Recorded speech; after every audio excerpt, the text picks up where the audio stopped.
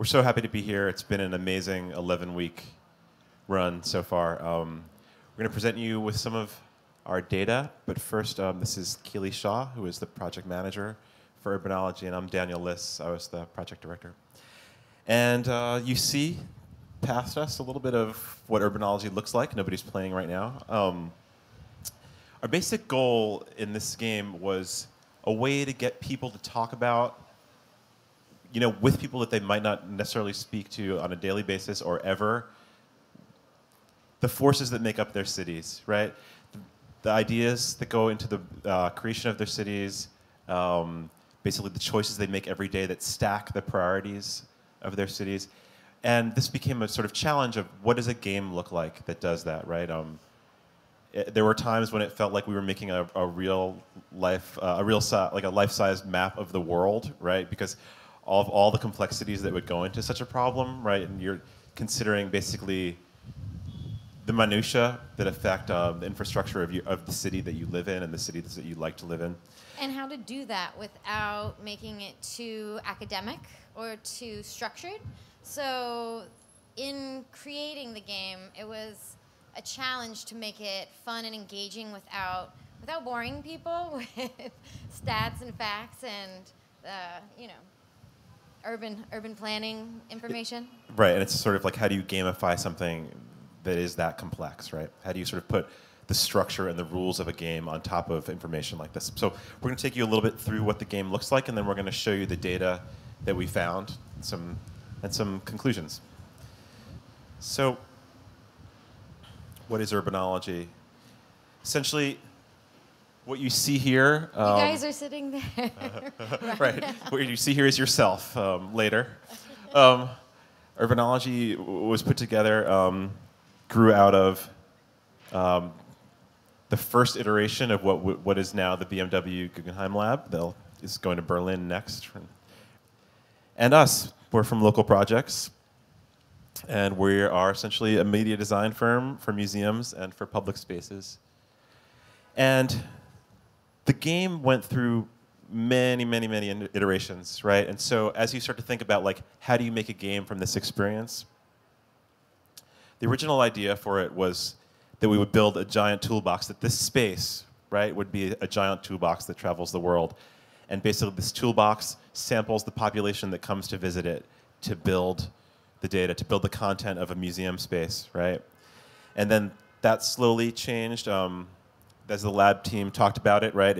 They started to think a lot about, like, what does a game of street chess look like, and can that be something that can be gamified to sort of analyze data and to analyze what people think about their cities? And you can just imagine some of these meetings and some of the conversations that were had about how fun do you make it, how engaging do you make it, how difficult do you make it, the level of access for people, and how do you make it relevant to the space? How do you make it relevant to New York? How do you make it relevant to the world?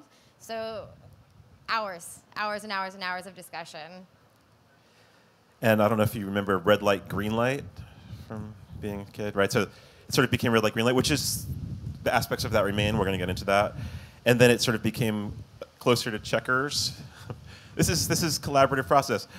It became an ongoing interactive town hall meeting, right? Which is elements of that certainly remain. And finally, a hybrid of all of these things. And the way that Urbanology works right now, right, is it taps into the opinions and convictions of visitors, and it builds a giant data set as you build the city of your ideals. And we're going to look at how it does that. Okay, so how you play the game would probably be helpful for those of you who hasn't actually played the game. It's here. Okay, so it is this right here. So everyone gets cajoled by the facilitators into playing. So that's the first part, is you walk into the space, and we've got 3 lovely facilitators who grab you, and ask you if you'd like to play a game. Which is kind of a trick, because it's not just a game, it's an engaging activity. You then select a category with affordability, livability, sustainability, transportation, and wealth, and that's city wealth. And so then you stand behind your tokens and on this big chessboard, and then you're presented with a series of questions. and then they will ask you yes or no, the majority rules, and then your token is then progressed or will move back according to how you've answered. So I think we can look at the So end what we're going part. to do is look at a quick screen capture of what you would see as you're playing the game. And so here's a type of question that you'll be asked. And then there's a polling, like a live polling of everybody in the space. Here's how people responded. So 4-1 in this case. And then you're shown where you move within your column, right? So affordability and livability moved towards the positive, and wealth moved toward the negative. Sustainability and transportation stayed the same. So your city's getting poorer. Is what Right, that as your means. affordability goes up, which happens a lot. And then you're sort of passed into this calculating state, which is the machine thinking and trying to match you to similar cities, to your priorities that you've just laid out by your choices. So And the ultimate result is that based on the decisions that you make, you are then matched with a city of the world, one of 26, that has similar characteristics from your gameplay or from the series of 8 questions that you've answered. it's really thinking a lot. And then here you go. So you're getting your final scores. This is what it looks like. And so from left to right, you're seeing affordability, livability, sustainability, transportation, and wealth. And so it sort of draws this curve of what your profile is that you've just built, right? And then it matches that curve Anybody want to guess what city it is? to the closest. So in this case, it's Johannesburg, Los Angeles, and Berlin, cities from our list of world cities. And it sort of goes through this visualization, drawing first the graph and then these pictures of the cities.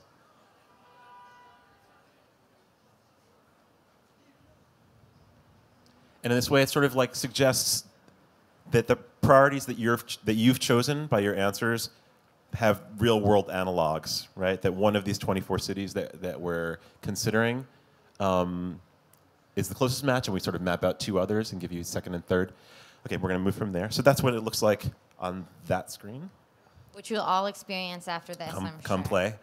And just a quick glimpse at the cities we're considering. So these are the 24 cities that we did like immense data studies on. And these weren't randomly selected. It wasn't, oh, let's just pick big cities. Let's just pick small cities or mid-sized cities.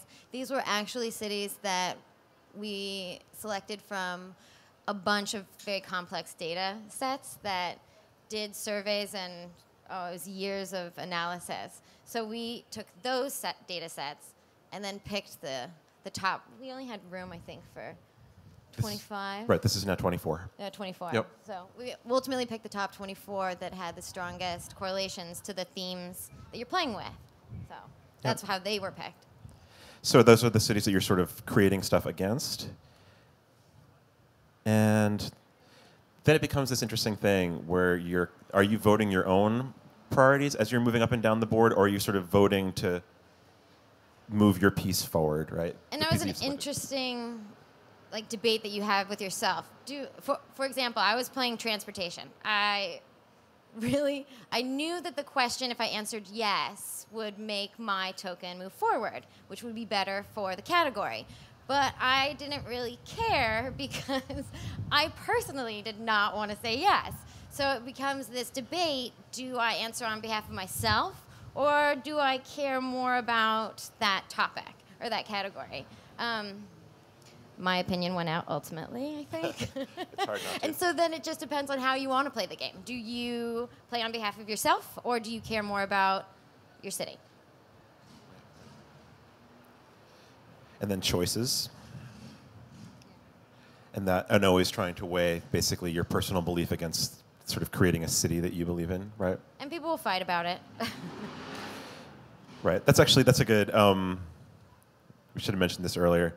You know, you're building this thing and you're trying to gamify this information and you're trying to see, will it be sticky at all? Will people sort of become attached to these arguments and to this process? And so, quickly on the technology, there are a bunch of different linked technologies that work together. The facilitators, as you've seen in some of these images, or if you've played the game, work off of an iPad. And in the iPad, they're seeing the questions and recording all the answers. Right? That iPad speaks to a laptop that's up on the catwalk. that's sort of the brain of the entire operation. That laptop is storing all the database stuff. It's speaking to the iPad, back and forth supplying questions, and then sort of receiving all the answers. It's also displaying everything on the 9 screen on that side. At the same time, it's talking to a tower that's in the middle of the catwalk here. We spent a lot of time on the catwalk, is what We Daniel's saying. we lived on the catwalk for a while. And that tower is also projecting on the floor where you're supposed to stand as your token moves up and back, and also drawing out visualizations in real time at your feet. And so those are the sort of basic elements of the way that it works, just technology-wise. We could talk a bit about how we determine the questions. The questions were written based upon a lot of real-world examples. So when you're playing, I think there's a question about a dolphin being trapped in the harbor, and that has happened in New York. And there's another question about parrots in a park. That's San Francisco. So a lot of these questions were pulled from real-world debates that happened around the world, and then correlated with some of the data sets that we pulled, and magical math, algorithms happened, and then... It's all magic. Yeah, all magic. Yeah. And then your data, the resulting You're not suggesting data. that we're some sort of like urban data set of Law and Order, are you? Like we're just working these real life cases into real life cases. A lot of real life Okay. cases. A lot of real questions. We talked to a lot of urban planners. We talked to a lot of educators. Who else? Architects. The lab team. A few writers. There was a bunch of people, and then people like you. So anybody could also write their own question and submit it online, and that would go into the online game, and sometimes we filtered it to the game here. Yep. So everywhere. Questions came from everywhere. The world. The questions came from the world. It's true. And so I want to also talk about a little bit how we did this algorithm for matching cities. Maybe that's a good way to understand the use of data as well. So early on, we realized that there needed to be a way that sort of programmatically we could match your answers with these 24 cities. We sort of did a whole bunch of searching on what that might look like. And this first visualization will make you scream probably, but so there's this. So basically what we're doing here is drawing a visual graph for each of the 24 cities, right? And in this way you can see how they scored, and it becomes a sort of profile, like a visual profile of these cities, right? And so that this becomes easier to look at. Let's do one city, which is a little bit easier to read. And so this example is Johannesburg, and you see it doing fairly well in affordability, not so well in health and safety, et cetera. Again, good on sustainability, drops back down around transportation and wealth.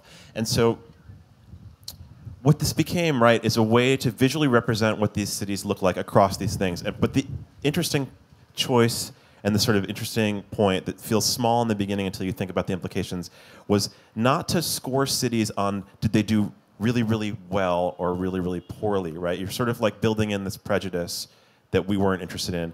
And we became much more interested in this idea that you look at this curve and it's how the different categories relate to each other, right? In a sort of relative way within a city, right? So that this shape of the curve rather than the amplitude, right? So that like Johannesburg looks like this, where Mumbai might have a very, very similar shape, right? But a different amplitude.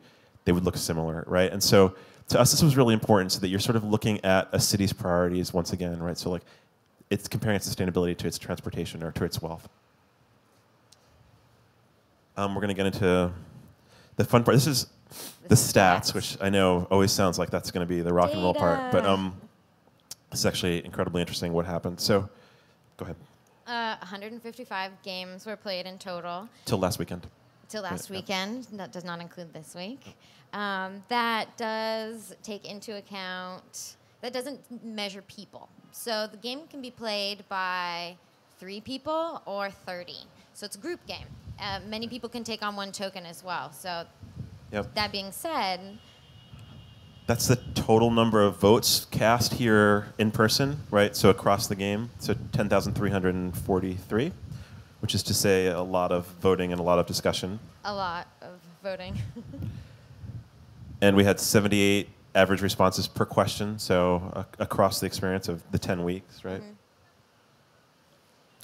Okay, most popular city, and by most popular, big question. By most popular we mean the city that was matched most often, so that your priorities as like a voting public, right, match this city most often, and we're going to talk about what that means in a second. But I think it's surprising.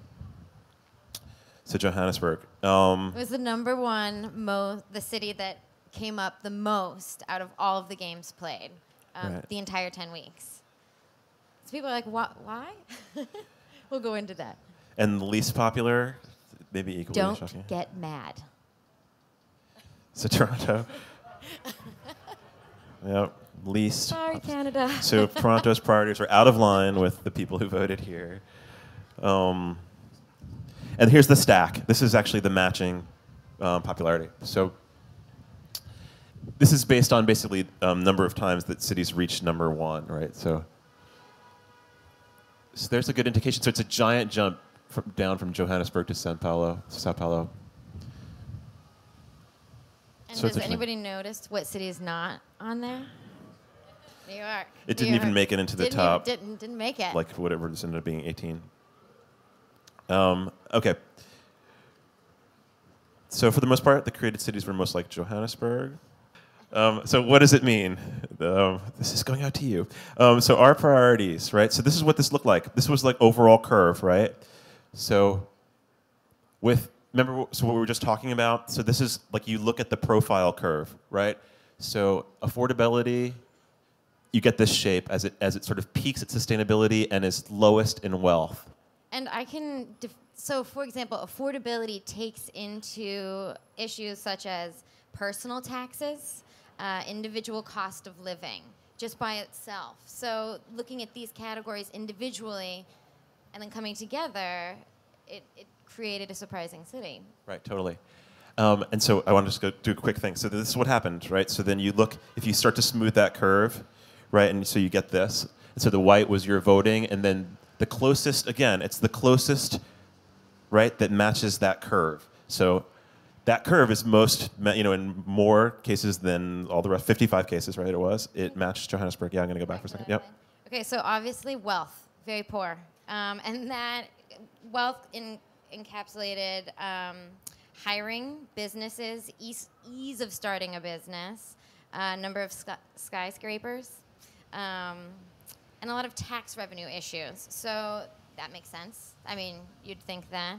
Transportation, public transport, bicycles, traffic congestion, aircrafts, bus, subways, roads, and sustainability is measuring how many your carbon footprint, renewable energy sources, and the number of times that you've made renewable energy sources a priority. Right, right.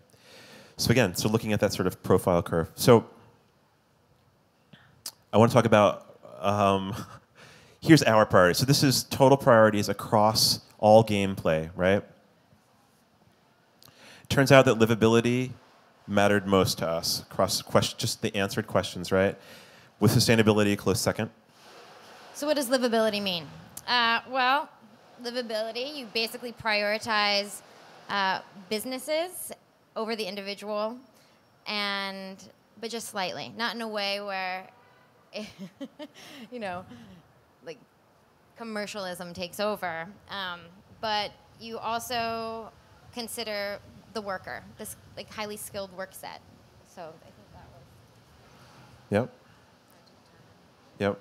So you see sustainability with a close second. You see, and actually as evidenced here, wealth is least important into people's priority, which is incredible. And I think what we saw almost every day that we watched gameplay is because you are considering, and I wonder, what we wondered, you're answering this in a very public way, and it's sort of that self-reporting thing that can be tricky. There's a classic example. You go out in New York and you ask people, do you listen to the National Public Radio Station? And don't quote these numbers, but like some giant majority, like 89% of people say, yeah, of course I listen totally. to NPR. And then if you actually study what happens, it's like 3%. It's like some insanely, I apologize to WNYC, but like self-reporting is really tricky. And so people come and they get on the board and then they go, yeah, more bikes, and they say, and so the sustainability, livability issues get very, very positive responses, and you watch wealth recede, right? Something needs to pay for all these things. And so we've seen so many games where the person with the wealth token is the one that's walking moving backwards, because we're talking about our own personal priorities, and you're not thinking of like not necessarily the municipal wealth of that city. It's just interesting to watch. So anyway, so that came in last by like a pretty big margin. Okay, so getting into these sort of response patterns of questions was really interesting to take apart for us. More than half the questions were roughly split down the middle for yes, no. Talking about like 51-49 kind of thing. Of the other half, most questions carried with a 3-to-1 majority. Right, so you're starting to feel like how people's discussions went. 14 questions carried at a majority of 6-to-1 or more, including one that was 57-to-1. So that one was maybe a little biased. So we're going to see what that was in just a second. We're going to get to that, but so it's great. It's great to watch those discussions. Okay, so part of this was 3 really amazing facilitators that were here, actually, walking people through the game and facilitating those discussions and keeping it really alive. And they did a fantastic job. Yeah. And our thanks go to them. And I want to just turn over the mic for a second to Kate, who I think will represent and just tell a couple of quick stories of what this has been like from the facilitator side. Thanks so much, Kate. Sure, no problem. Hi, everyone. I'm Kate Deneen. I'm one of the 3 facilitators, along with Eric and Steven. And for me, my background is in environmental policy and planning, so this is definitely in my wheelhouse, but it's much more exciting to be discussing these issues outside of the academic arena. And I think that's what this game is all about, is expanding this discourse that is usually only really had between policymakers and urban planners and architects, and empowering people who happen to walk into this space or seek out this lab to be a part of this and to be talking about how we interact with the urban landscape and what our priorities are in cities. So earlier today, I was asked by Christine, our blogger, to recount my favorite lab experience. And this is an experience Eric and I shared about a week ago when we had a group of, I think, 30 first graders standing around the Urbanology board. So imagine these adorable 6-year-olds with their toes on the line, just standing around looking at these huge tokens towering over them. And as a visual, it was just adorable. But as an experience, I think it speaks to the larger game experience for everyone. So we had one question, and we weren't sure if they were going to get the game, right? We were like a little nervous. But we got to this one question that was, do you want to bring the latest technologies to your schools? And everyone's like, yeah, jumping up and down. Of course we do. So we're holding the iPad. We're like, do you want to have the latest technologies? And then one little kid raises his hand and he says, but wait, if you bring the best technologies, then we're going to use more energy. And then the next kid, it went like a wave around the board. The next kid said, oh yeah, and then new technologies are always changing. Like every Christmas, I ask for a new new iPod. So then we'll have to throw away all of the new technology. So that might actually be really bad for the Earth. And you saw it like a wave go around the board. And I think that experience also happens with adults all the time on the board. It's not as cute, but it happens with adults. So I think that Urbanology allows people to engage in this larger conversation and engage in this conversation with strangers who they may never have spoken to otherwise. And like Keeli was talking about in the beginning, it also affords people the opportunity to try out a new perspective, to try it on with no real consequences, like a pair of shoes. So we saw a few days ago a woman on the board who, her background was, she was an economist, and she said she was pretty fiscally conservative herself, but she had chosen the affordability token. And a question came up on the board, would you pass a mandate requiring that 10% of all housing be made affordable housing?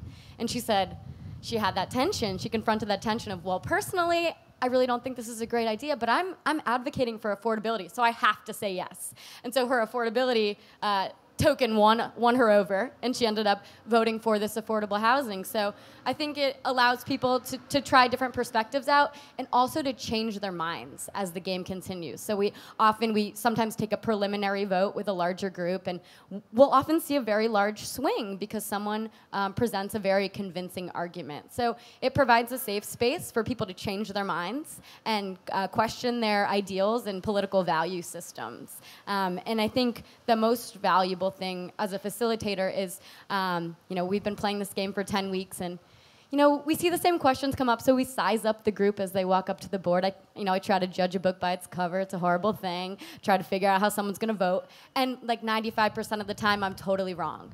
So I think it's a really life-affirming experience to see people really go outside of their comfort zones and to engage in this conversation. And people, I think, view the game as a safe space to change their minds, to consider other perspectives, but also to carry on this conversation once they leave the lab. So it just doesn't happen here. We see people come back and bring their friends, come back and look for other questions, because we have a large database. People are excited, go home and play online. But I think the hope is that this is the start of a conversation, and that they'll continue and to think about these things and feel empowered to be a part of the conversation. So it's been a great experience. Thanks, Kate. Can you tell why it's been so successful? These guys are great. Okay, so here's another way we can break down some of what we learned. We're going to talk about the debates. So debates took anything from about 1.5 minutes to 4.5 minutes, and I want to just look at some of what the longest conversations look like. So here's something that took 4.5 minutes to take a vote on, right? So an unusual number of rats have been spotted in public parks. Will you pay a private company to kill them? Do you guys know what park? It's by my house.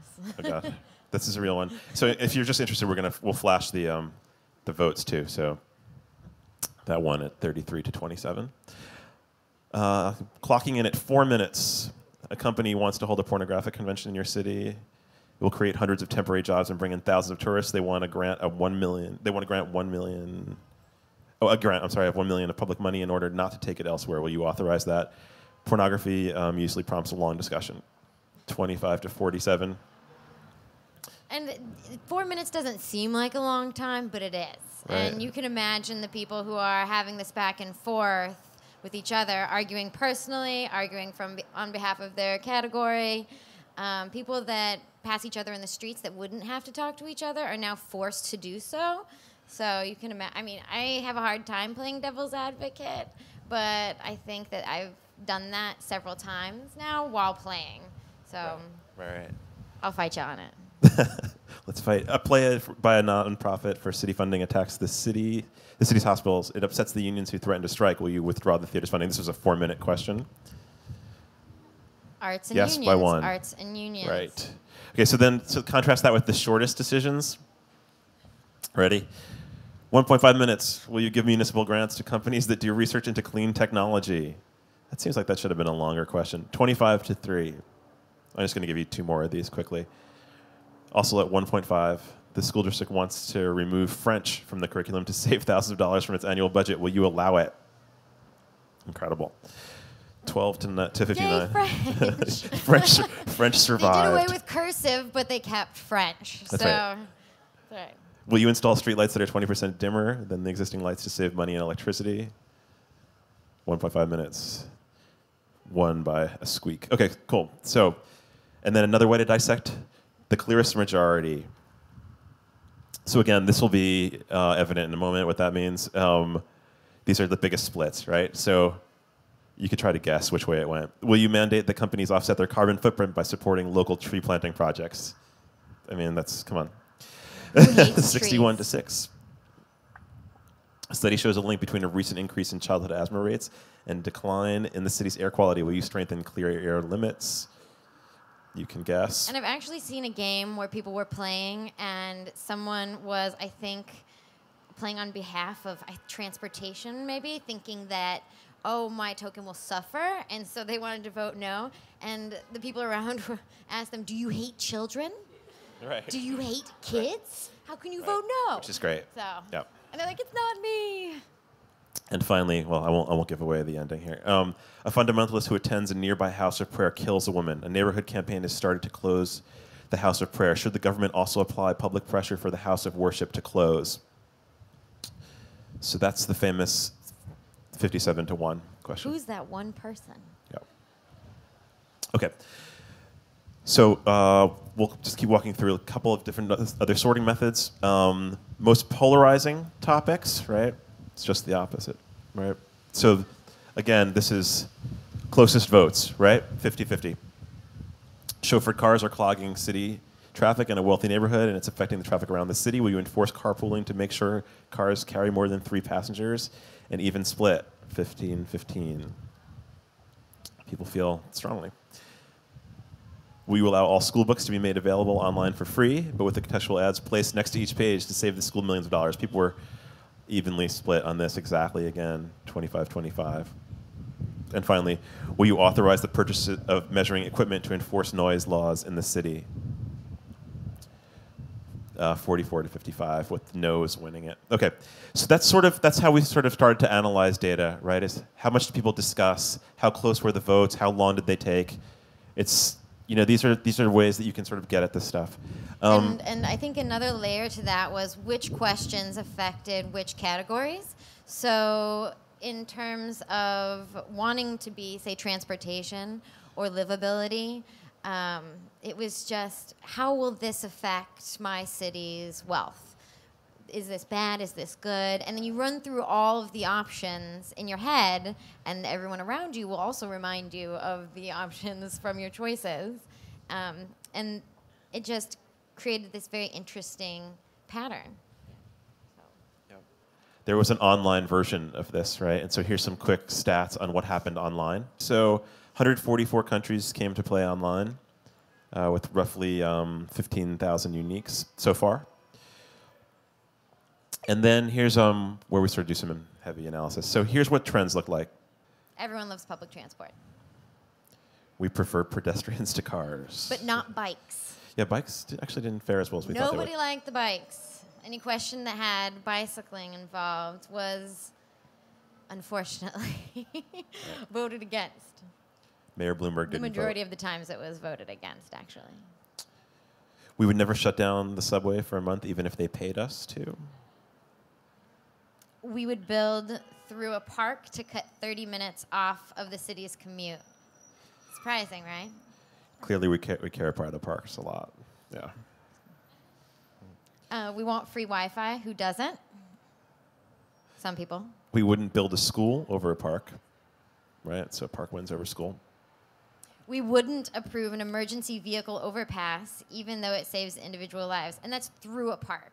So you will cut through a park so that you can cut time off your commute to work.